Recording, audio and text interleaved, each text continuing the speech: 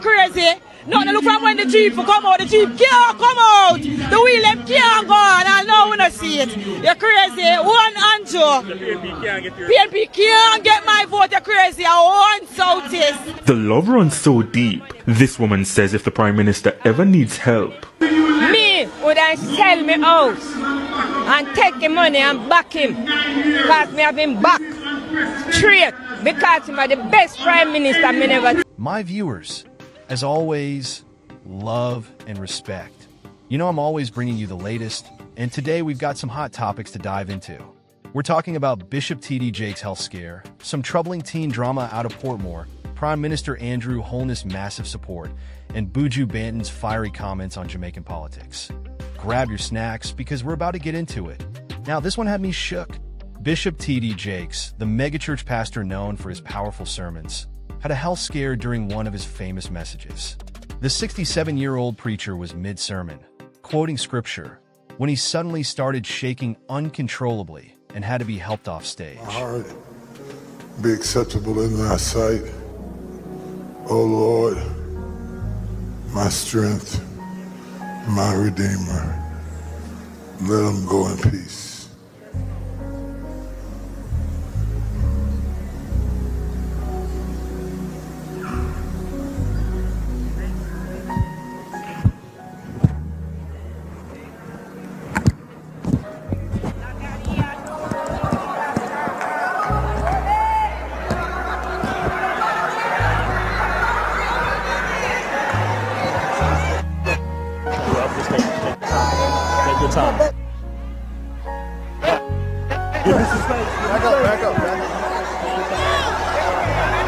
Jake's team quickly reassured everyone that he received medical attention and was stable. But, of course, the gossip didn't stop there. People started asking questions, especially about his massive net worth and lavish lifestyle. Some even started connecting him to Diddy, questioning how a preacher could party with celebrities and still preach the gospel. Is this a case of too much wealth for a man of the cloth? Or is it all about his health right now? So, what do you think? Should pastors like Jakes be criticized for their wealth? Or should we just focus on his health at this moment? Drop your thoughts in the comments, because I want to hear what you think. This next story has been making its rounds all over social media, and it's honestly tough to watch. Multiple clips surfaced showing a group of teen boys caught up in a horrific situation involving a minor. The video, filmed in Portmore, shows the boys at the police station, and one clip even shows them being taken into custody. The father of the girl involved, a man named Ziggy Roy, is absolutely furious. He's planning to fly to Jamaica to deal with the situation himself and make sure his daughter gets the justice she deserves. His anger is real, and you can feel it in his words. I don't want them to work, and I can't work with them because I'm not Jamaican. Put them so there, I'm not seeing a video with no little pity, and I yet spit them then, my father. Yo, two of them gone and the rest of them just hold her down, you know. You see me, I say? But a pussy there will lick my daughter, I have to go down. I tell you the truth, I'm not afraid of nobody, I can't tell you that. I want to afford money. And I can't tell you that. I have to go down. Anytime I go to Jamaica Monday, I have to go down. They have to go down. I'm the first spitting of that. I'm going to man, you can't see it on that pussy hole, man. Yo, a big girl pick me up. Man, my father, big man. A big girl pick me up and share Holness, brother. You hear me? I tell her the pussy that I can't when me get called and get bad news from my daughter, brother. Me I talk to my daughter, their station, brother, I give statement. I don't show me that Jamaica shall give a statement that dead them pussy there for that, me I tell her. You hear me? I tell her. Brother, it hurt my dog, I swear. It hurt my heart, brother. And them don't know money, no dog. What you sell, man, nobody sure enough for them, man, that's that man. No, man, you're mad, my father, but none of that. I share it, mama, you see me? You have to push for them up, man, because John know, you see him? People, I'm just trying to bless up on yourself, man. Grind me up my head, man, father. Big up yourself and keep strong, you know. What you sell, I'm good in my head. Hey, mama, right now, I'm there laughing, because I know a demon I come out in a minute, you know. I swear, mama. Mama, I'm not even know. I'm talking to my daughter cry. And my daughter in front of the police, I said that them know you're going to kill them, not bother do it. Them dead. You can't tell you that. Yo. What you do? I'm going here, yo. What you doing to you know you're This look like somebody attack her mother in Italia. Her mother named Talia too, so I don't know if her mother that them attack in her, but... They look pussy when they grow with. Yeah, man. So my little cousin I tell me, so them catch a boy of them. So them catch the 8 of them now. Them catch them now? Yeah, the 8 of them catch now. Them ones come here, them catch the white where the other clothes. The boy in blue, them all them too. Yeah. Some of them live in New Land, you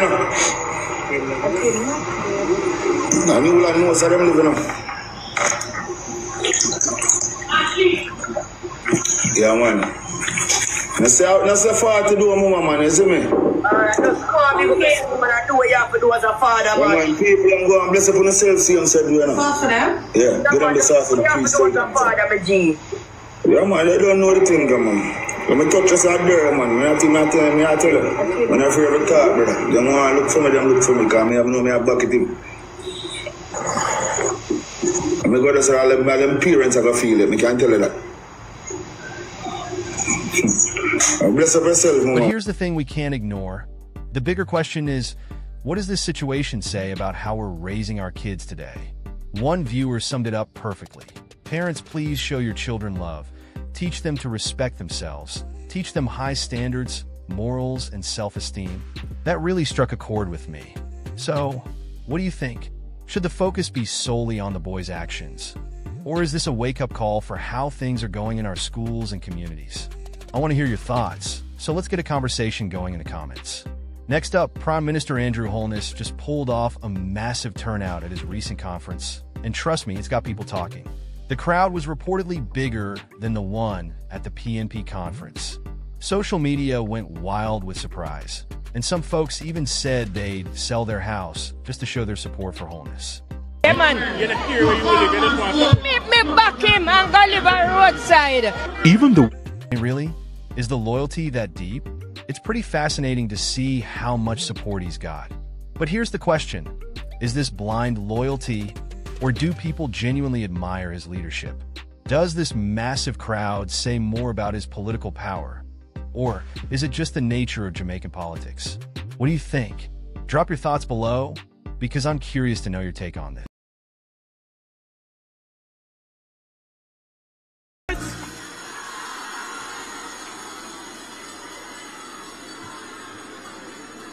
It took me 8 minutes from the top of the road to get into the National Arena. The place full.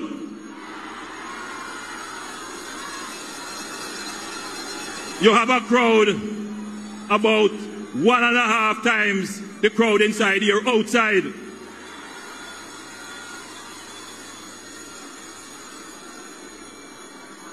Somebody or something go stir up Labour Party ants' nest.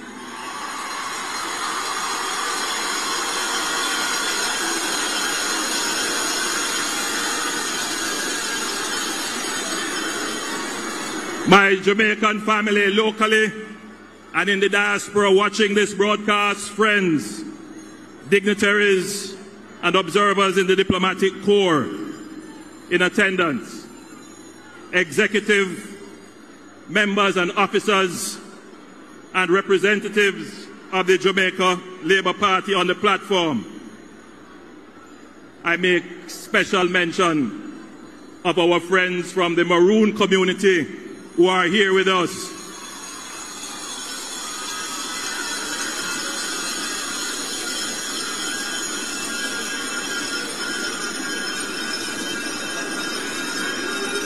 And you, the faithful Labourites that form the bedrock of the Jamaica Labour Party, I greet you in the name of our eternal Father, who has blessed our land who has guarded us with his mighty hand, who has been our light through countless hours of trials, and who grants us the wisdom and the strength to lead this nation to peace and prosperity and victory for the third term.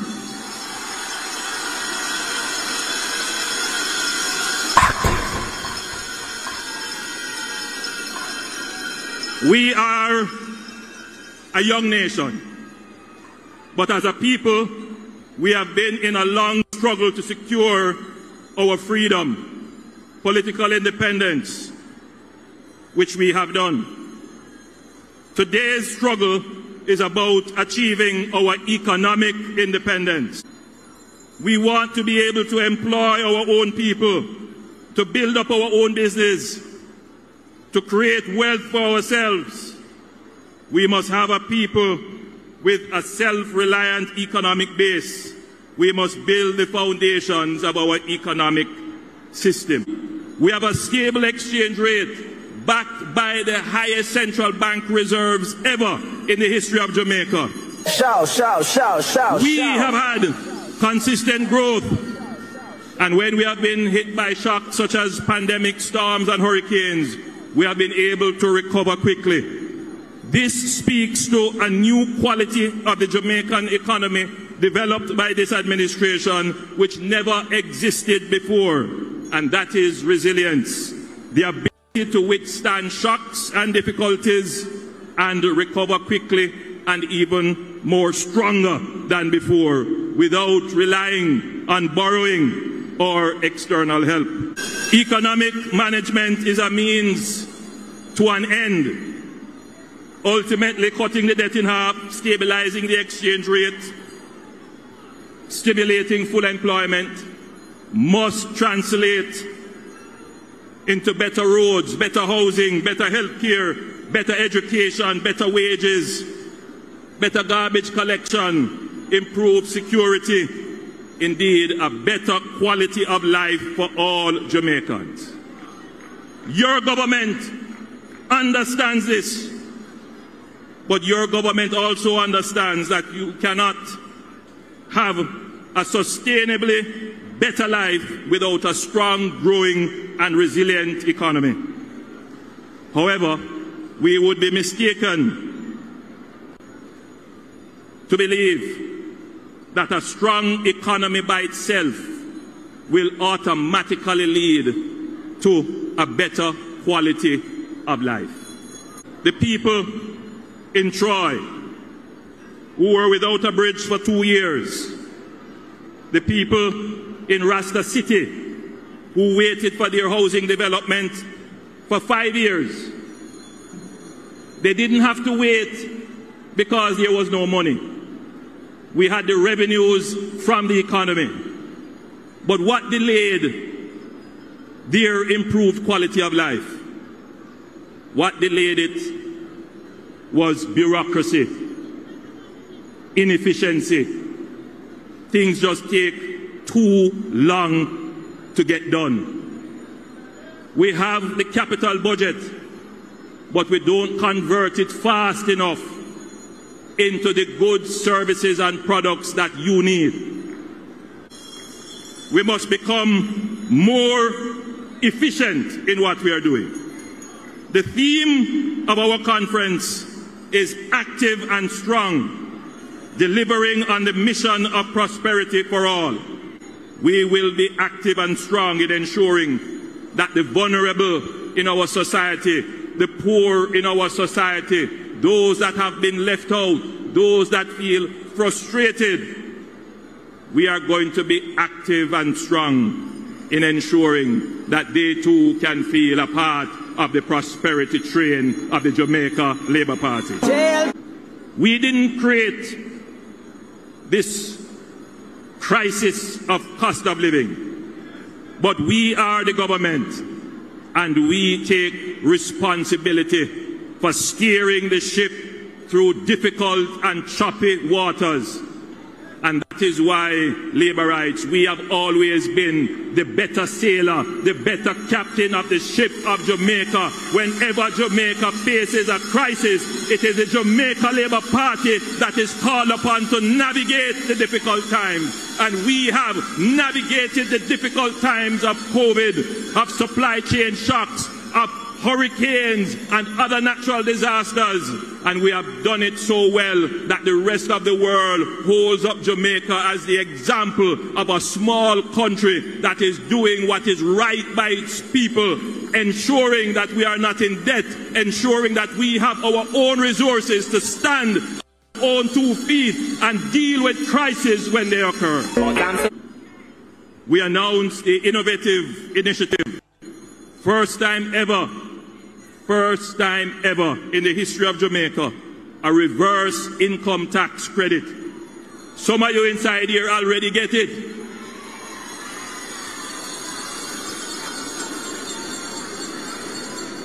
We will be giving back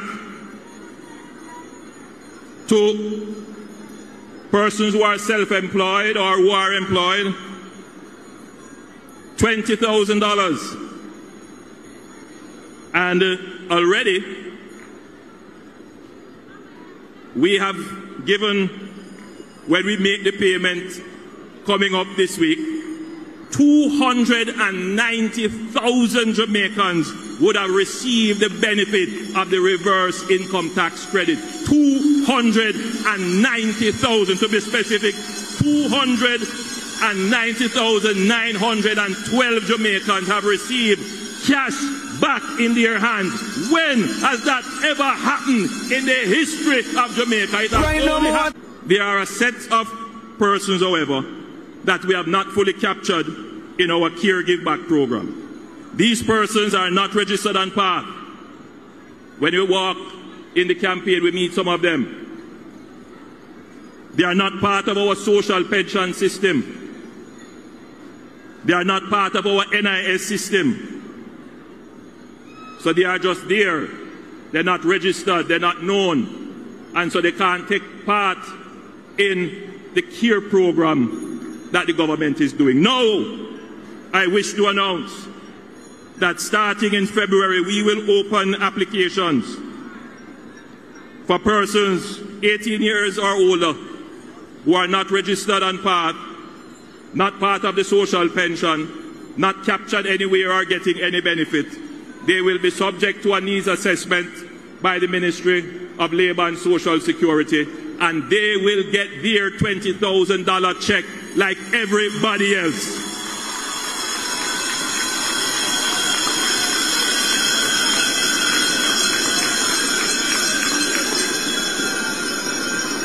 But this will also ensure that after they register, they remain on our register, that they get identification, that we can place them permanently on PATH or permanently on the social pension or permanently as NIS beneficiaries. We are going to ensure that every single Jamaican that is in need of help and assessed to be so gets the help they need from the government. We care about your electricity. We care that your electricity costs are a significant part of the cost of living that you face. Everybody complains about their electricity bill. Everybody. It is estimated that only 70% of Jamaican households can afford to pay their electricity bills. So you can understand why we have so much throw-up.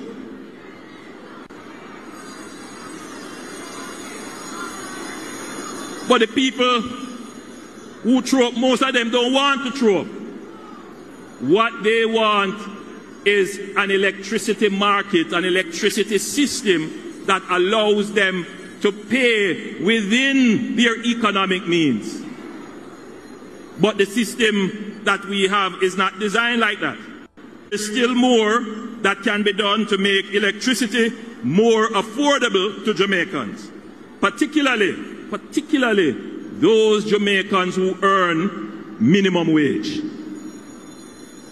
Because we care. Now, this one stirred up some serious chatter. Buju Banton went off this weekend, and let me tell you, it's got people talking. The reggae icon, who's known for his support of the People's National Party, PNP, took aim at the Jamaica Labour Party, JLP, during a press conference. His now-deleted post wasn't just a casual rant. It was a full-blown accusation, calling out politicians and what he refers to as so-called bad man BTM. In his fiery post, Buju said, "Freedom fighters, not these so-called bad man BTM, who not fight fine nut tin while politicians tech hard-working Jamaicans fi pure fool." Ouch! But he didn't stop there. He went on to demand better roads, wages, education, healthcare, and living standards for Jamaicans. And, of course, he added his comment about needing about 20 barbecues like in Haiti. Talk about stirring the pot. His followers were quick to show support, but his comments have sparked heated debates. So, what do you think? Is Buju just speaking his truth? Or did he go too far with his accusations? Let's chat in the comments, because I'm dying to hear what you think.